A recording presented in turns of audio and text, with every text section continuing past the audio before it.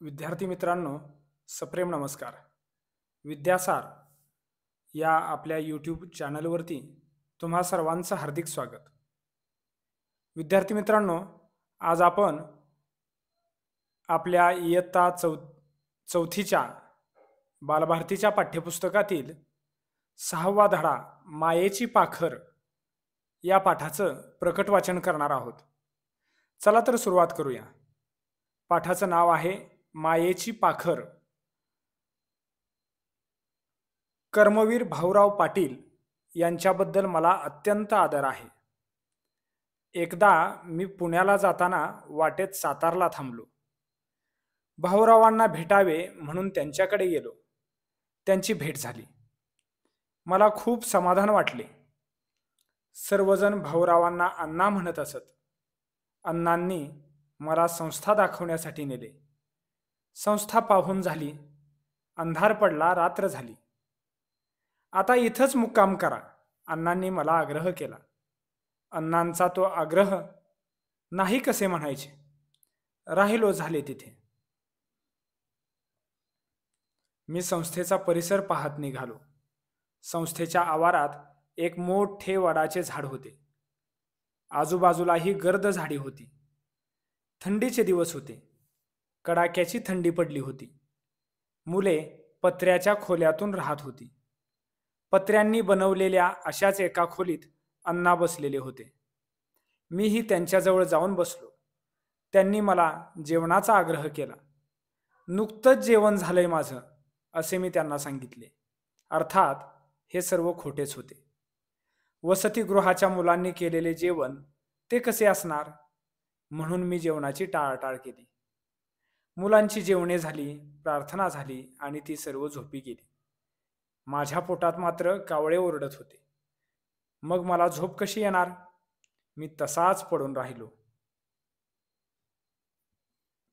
अण्णांनी हे ओळखले.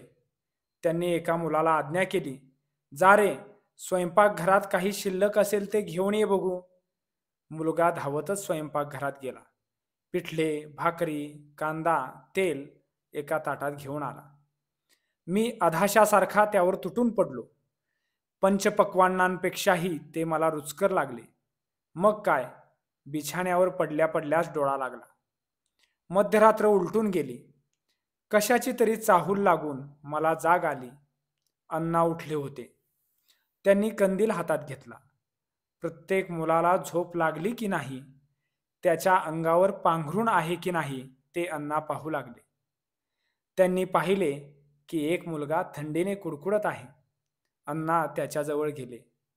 त्यांनी त्याला आपल्या दोन्ही हातांनी अलगद उचलले. स्वतःच्या बिछाण्यावर आणून झोपवले. स्वतःची कांबळी त्याच्या अंगावर घातली. त्याला अगदी आपल्या पोटाशी धरले. त्या उभेत तो मुलगा गाढ झोपी गेला. त्या मुलांपैकी कितीतरी जणांना आई नव्हती, कितीतरी जणांना वडील नव्हते, पण अण्णांनी त्यांच्यावर पित्याच्या प्रेमाचा आणि मातेच्या मायेचा वर्षाव केला होता. अशी होती अण्णांच्या मायेची पाखर. हे सर्व मी उघड्या डोळ्यांनी पाहिले. सकाळी मी उठलो. अण्णांना कडकडून भेटलो.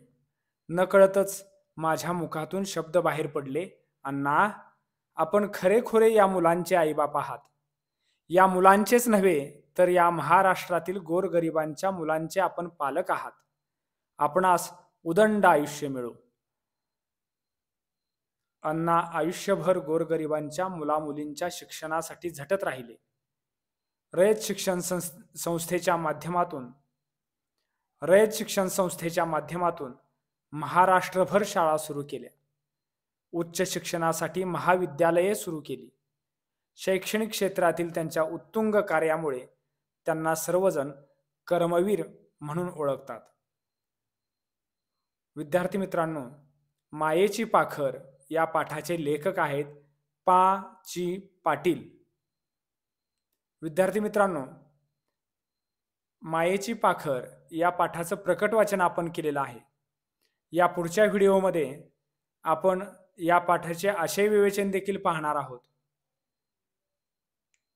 तुम्ही सतत अभ्यास करीत राहा, खूप वाचत राहा. खूप ज्ञानवंत व्हा, खूप गुणवंत व्हा, एवढीच माझी तुमच्याकडून अपेक्षा आणि तुमच्या अभ्यासाला माझ्या खूप खूप शुभेच्छा. जय हिंद, वंदे मातरम.